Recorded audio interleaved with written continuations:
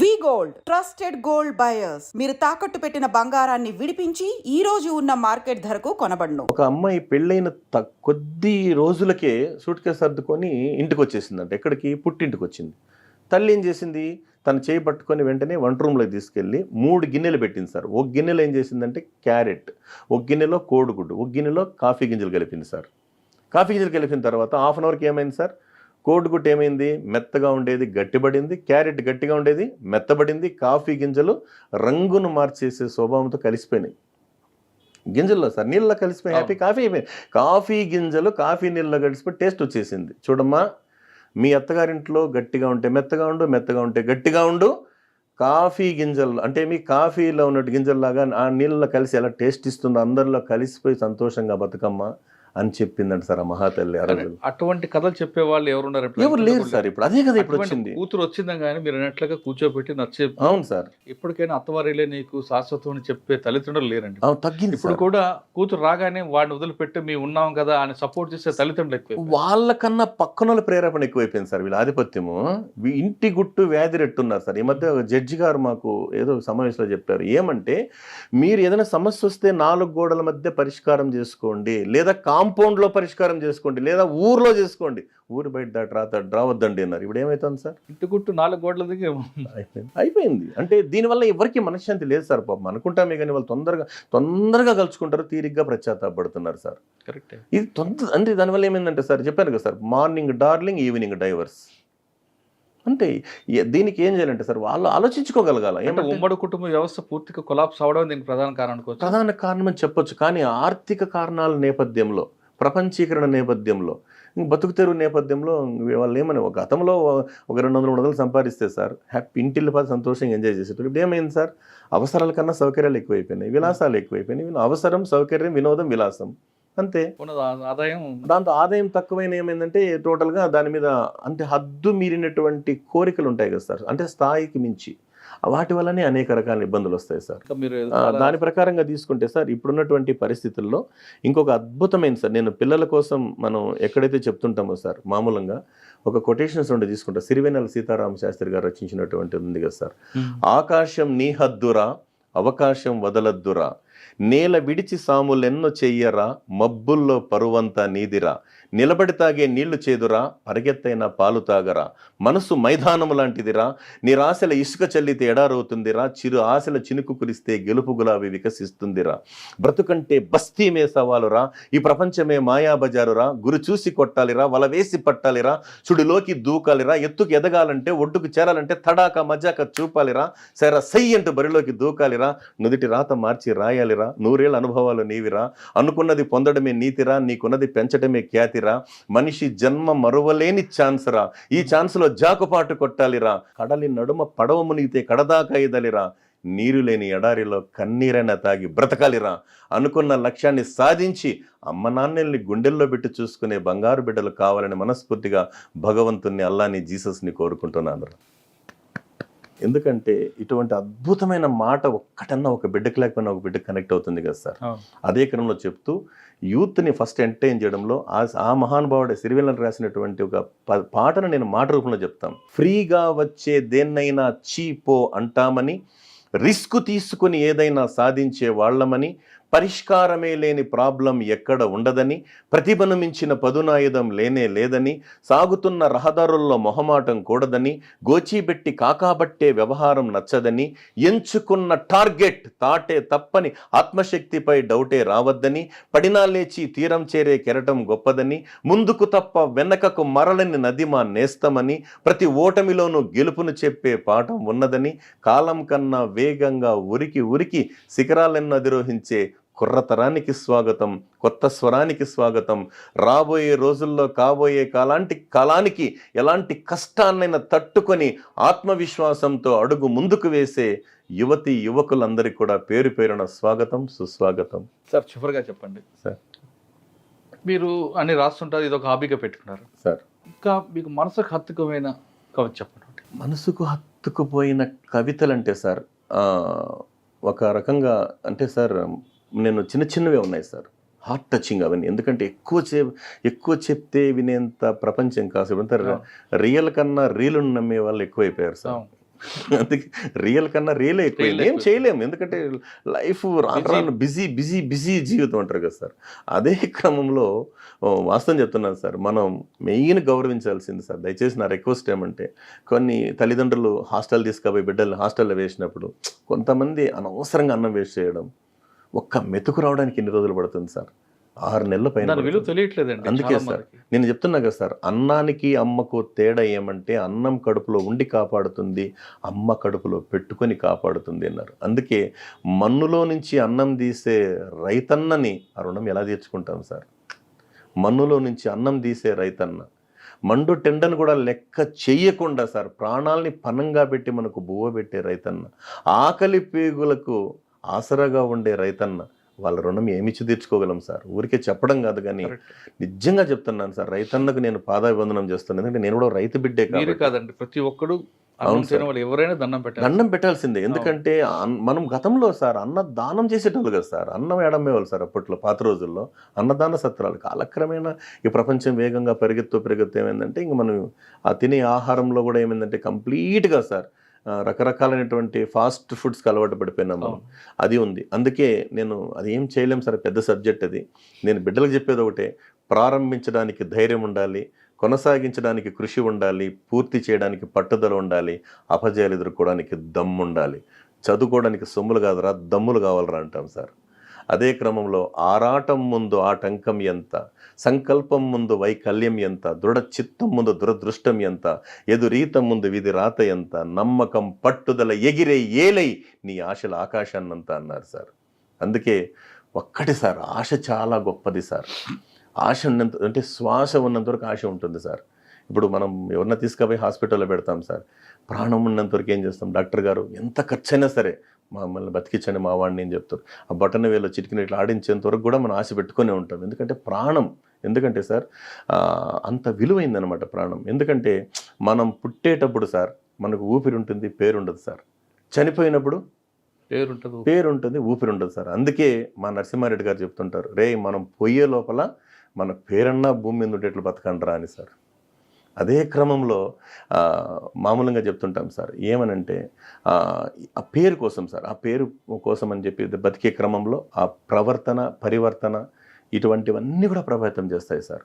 అందుకే ఆ భగవంతుడు దయ వల్ల నేనేం చేశానంటే సార్, అందుకే నిద్రపోతున్నప్పుడు మెలకువలో వచ్చేది కళ, నిద్రపోతున్న జాతిని తట్టి లేపేది కళ అన్నారు సార్. మన ఆంధ్ర రాష్ట్రంలో కాదు, మన భారతదేశంలో ఉన్న కళాకారులందరికీ కూడా నేను పాదాభివందనం. ఎందుకంటే ఆ కళల ద్వారా, వాళ్ళు రాసిన పాటల ద్వారా, మాటల ద్వారా ఎన్నో జీవితాలు మనకు మార్పు వచ్చాయి సార్, మార్పు వచ్చే ప్రేరణ పొందారన్నమాట.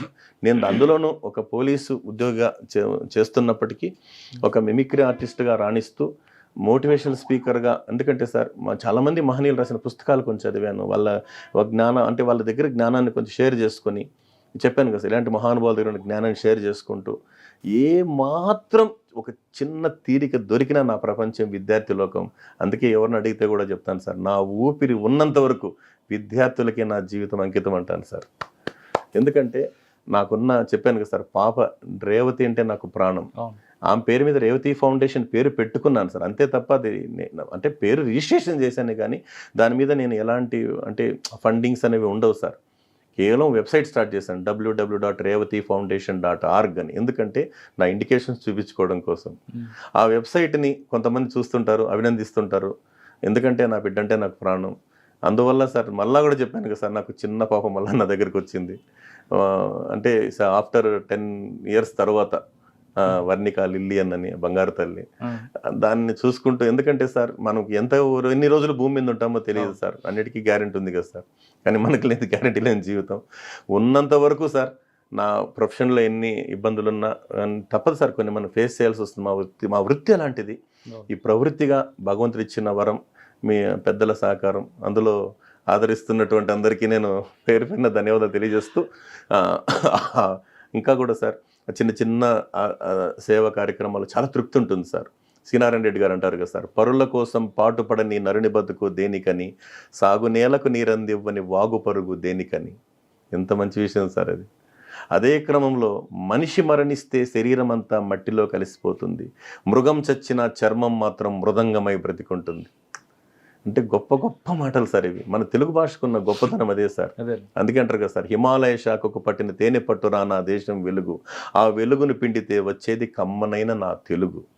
తెలుగు భాషలో నాకు నచ్చిన ఒకే ఒక్క పదం క్షమించడమని అని మన గారు చిరంజీవి గారు చెప్తుంటారు. అదే క్రమంలోనే పంచకట్టుటలోన ప్రపంచాన మొనగాడు, పంచకట్టుటలోన ప్రపంచాన మొనగాడు, కండువా లేనిదే గడప దాటనివాడు, పంక్షభక్ష పరమాన్నాలు కంచెంలో వడ్డింప గోంగూరకై గుటకలేసేటివాడు.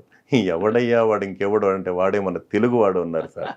అది మన తెలుగు భాష యొక్క గొప్పతనం, మాధుర్యం. ప్రపంచంలో తెలుగువారు వెలుగువారే సార్. ఎందుకంటే ఒక్కటే కాన్సెప్ట్ సార్, బిడ్డలు తెలుసుకోవాల్సింది ఏమంటే, నేను ఈ పని చేయలేను అని డిసప్పాయింట్నెస్ ఉండకూడదు సార్. దానికి ఎగ్జాంపుల్, ఒకసారి సార్ సూర్యుడు అస్తమించిన తర్వాత గ్రహాలన్నీ మీటింగ్ పెట్టుకున్నాయంట. మీటింగ్ పెట్టుకొని చంద్రుడిని అడిగారు, ఏమయ్యా మీరన్నా సూర్య భగవాన్ అంత వెలుగు నీకు లోకానికి వెలుగునిస్తారంటే, అయ్యో నా వల్ల కాదు బాబు, అంత వెలుగు నేను ఇవ్వలేను. బుధుడిని అడిగారు, గురుడిని అడిగారు, అన్ని గ్రహాలను అడిగారు. ఎవరు అడిగినా ఆ మహానుభావుడంత వెలుగు మేము లోకానికి ఇవ్వలేము. అప్పుడు ఒక 1 feet క్యాండిల్ పైకి లేచిందంట సార్, నేను ఇస్తా వెలుగు. సూర్యభగవానుడు ఎక్కడ, నువ్వెక్కడ, నీ మొహం చూడు అంటే, సార్ మీ అందరికీ నమస్కారం, ఒక్కటే చెప్తా, ఆ మహానుభావుడంత వెలుగు నేను లోకానికి ఇవ్వలేకపోయినా నా చుట్టూ నేను 10 అడుగులకైనా వెలుగునిస్తానని చెప్పిందంట sir. That is positive thinking. అదే గౌతమ బుద్ధుడు ఒక్కసారి 40 మంది శిష్యులు తయారు చేసి, శిష్యులారా తూర్పు పడమర ఉత్తరం వెళ్ళండి కానీ దక్షిణం వైపు వెళ్ళొద్దండి అన్నారు. ఒక శిష్యుడు అన్నాడు, గురువుగారు నేను ఆ దక్షిణం వైపు వెళ్తా అన్నాడు. వెళ్ళొద్దయ్యా అన్నారు. వెళ్తాను గురువుగారు అన్నారు. వెళ్తే అక్కడ కొంతమంది దోపిడీ దొంగలు ఉంటారు, అక్కడ ఇబ్బందులు పెడతారు, నిన్ను ఒకవేళ తిట్టారంటే ఏం చేస్తావు? సంతోషిస్తాను గురువుగారు అన్నారు. ఎందుకంటే నన్ను కొట్టనందుకు అన్నారు. కొడితే ఏం చేస్తావు అన్నాడు. ఇంకా సంతోషిస్తా అన్నారు. ఏంటంటే నన్ను చంపనందుకున్నారు.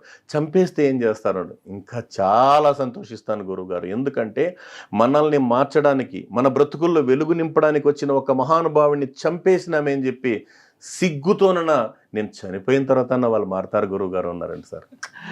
Okay, it is the positive thinking sir. ఎందుకంటే పాజిటివ్ థింకింగ్ అంత పవర్. అందుకే సార్ ఈ రోజుల్లో చాలామంది సార్, చిన్న స్థాయి నుంచి పెద్ద వరకు సార్, ఎందరో మహానుభావులు ఉన్నారు. వాళ్ళు సైకాలజిస్టులుగా, వ్యక్తిత్వ వికాస నిపుణులుగా, వాళ్ళు పూర్తి స్థాయి విద్యని, అంటే వృత్తిపరంగా సార్, నిజంగా వారందరికీ కూడా నేను చేతులెత్తి నమస్కరిస్తున్నా. ఎందుకంటే ఉమ్మడి కుటుంబాల విచ్ఛిన్నమైన నేపథ్యంలో, రాను రాను స్ట్రెస్ పెరుగుతున్న నేపథ్యంలో ఏం చేస్తాం సార్, తప్పదు. అందుకే అన్నారు కదా సార్, ఆ స్ట్రెస్ ఎక్కడి నుంచి పుట్టుకొచ్చిందంటే, మనకు ఉన్నటువంటి కృతయుగం, త్రేతాయుగం, ద్వాపరయుగం, కలియుగం సార్. కృతయుగంలో అసలు స్ట్రెస్ లేదు సార్. ఎప్పుడైతే త్రేతాయుగంలో సీతమ్మను రావణాసుడు అపహరించిపోయినాడో అప్పుడు రాముడికి స్ట్రెస్ మొదలైందంట. అంటే నీళ్ల కవతులు ఉన్నటువంటి యొక్క స్ట్రెస్ ఇండియాలో అడుగుపెట్టిందంట సార్. మరి ద్వాపరయుగం పాండవులు, కౌరవులు సార్, మనుషుల మధ్యలోకి వచ్చేసింది. రియల్ ఎస్టేట్ గొడవలు అప్పుడే స్టార్ట్ అయిపోయినాయి. అంతే కదా సార్, భూ వివాదాలు, అదే కదా సార్ కారణం. నెక్స్ట్ ఇప్పుడు కలియుగం, మనిషి లోపలికి వెళ్ళిపోయింది స్ట్రెస్. అందుకే కదా సార్ బీపీలు, షుగర్లు, భయాలు, అంతే కదా సార్. ఎవరు టైం చేరతామో లేదో, తింటామో లేదో, తినాలన్నా భయం, అన్నింటికీ భయం. కానీ ఆ భయాన్ని జయించడమే జీవితం సార్. ఎందుకంటే దాన్ని మార్చే శక్తి, అంటే మనకి, ఎందుకంటే సార్ మార్పు అనేది తనలో నుంచినే ధైర్యం రావాలి సార్. ఎందుకంటే కోడిగుడ్డు బయట నుంచి కొడితే ఏమవుతుంది సార్, పగిలిపోతే ఆమ్లెట్ వస్తుంది, లోపల నుంచి వస్తే కోడి పిల్లలు కోలఫరలు అవుతాయి. That is the desire. అదే డిజైర్ అంటారు సార్. అదే కాలక్రమేణా రాబోయే రోజుల్లో సార్, ఎవరైతే సార్ వాళ్ళ పని వాళ్ళు సక్రమంగా చేసుకుంటూ పోతే అదే డెవలప్మెంట్ అంటారు. అది జరగాలని అందులో, ఎందుకంటే సార్ మన పవిత్రమైన భారతదేశం మంది, పవిత్రమైన భారతదేశం సార్. అందుకే నేను చెప్తుంటా, మన దేశం మీద, నా దేశం పావన గంగ, నా దేశం కర్ణాంతరంగా, నా దేశం భగవద్గీత, నా దేశం అగ్ని పునీత సీత, సమరానికి నా దేశం మండు అగ్నిగుండం, సహనానికి నా దేశం నిండు అమృత భాండం, నా దేశంలో పుట్టిన శిశువైన ఉక్కు పిండం, అదే నా భారతదేశ స్వరూపం అని సార్. ఎందుకంటే ఇక్కడ ఉన్నటువంటి ఈ కాల పరిస్థితుల్లో సార్ ఇంకా కూడా ఖచ్చితంగా మనం అభివృద్ధి చెందుతున్నాం అనే క్రమంలో ఉన్నారు. కాబట్టి ప్రతి ఒక్కరూ తాము ఎంపిక చేసుకున్న పనిని ఇష్టపడి కష్టపడి చేస్తే ఒక అద్భుతమైనటువంటి ఫలితాలు సాధించి వారి జీవితాలు, వారి కుటుంబాలు చల్లగా ఉంటున్నదే నా ఆలోచన, నాకు ప్రగాఢ నమ్మకం సార్. పుట్టేటప్పుడు ఊపిరితో పుడతాం, కానీ పేరుతో పుట్టం. పోయేటప్పుడు పేరు ఉంటుంది, ఊపిరి ఉంటుంది. పుట్టి నుంచి చావు వరకు జరిగిన కాలంలో మన పేరు మాత్రం చిరస్థాయిగా ఉండిపోవాలంటే ప్రతి మనిషి పాజిటివ్గా థింక్తో ఉంటే ఖచ్చితంగా ఆ పేరు అనేది ఇప్పటికీ చిరస్థాయిగా ఉండిపోదంటూ రామ్మూర్తి గారు చెప్తున్నారు. ప్రతి మనిషిలో నెగిటివ్ అన్నది పక్కన పెడితే పాజిటివ్ ఆలోచిస్తే ఆ మనిషిలో బలం అంత దానికి విలువ కట్టలేదు. కాబట్టి ప్రతి మనిషి కూడా తమలో ఉన్న నెగిటివ్ థింకింగ్ కాసేపు పక్కన పెట్టి పాజిటివ్తో ఆలోచించండి అని చెప్పిన ఒక కథ వింటే చాలా స్పష్టంగా దాంట్లో ఉన్న భావం అర్థం చేసుకుంటే చాలా మంచి విషయం తెలుస్తుంది. ఎక్కడైతే మనం వెళ్ళకూడదు వెళ్ళామో అక్కడ ఒక వ్యక్తి తిడితే నాకు కొట్టలేదు కదా అని సంతోషపడ్డాడు, కానీ కొడితే నన్ను చంపలేదు కదా అని సంతోషపడ్డాడు, కానీ చంపితే ఆ వ్యక్తిలో మార్పు వస్తుందని ఆయన సిగ్గుతో తలదించుకుంటాడని ఆ వ్యక్తిలో చనిపోతున్న వ్యక్తి కూడా పాజిటివ్గా ఆలోచించాడు. ఇది చెప్పడం ఈజీ, చేయడం ఆచరించడం చాలా కష్టం అనే విషయం చాలామంది తెలుసు. కానీ ఇప్పుడున్న ప్రపంచంలో నేను గాంధీ గారిని కాదు, ఒక చెంప మీద కొడితే మరో చెంప చూపించడానికి కానీ భావించే తరుణంలో ఇటువంటి సంఘటనలు ఒక ఎగ్జాంపుల్గా తీసుకొని ముందుకు వెళ్తే ఖచ్చితంగా మీలో మార్పు వస్తుంది. ఎక్కడైతే స్ట్రెస్ వస్తుందో ఆ స్ట్రెస్ నుంచి బయటపడతారు. పాజిటివ్ థింక్ అనేది ది బెస్ట్ అనేది విషయం రామ్మూర్తి గారి ఇంటర్వ్యూలో తెలుస్తుంది. ఇది డీజీ రామ్మూర్తి గారు ఎక్స్క్లూజివ్ ఇంటర్వ్యూ. వచ్చే వారం మరో గెస్ట్తో మళ్ళీ కలుద్దాం. అంతవరకు నమస్తే. Thank you sir. Thank you very much. నమస్కారం. ప్లీజ్. Thank you.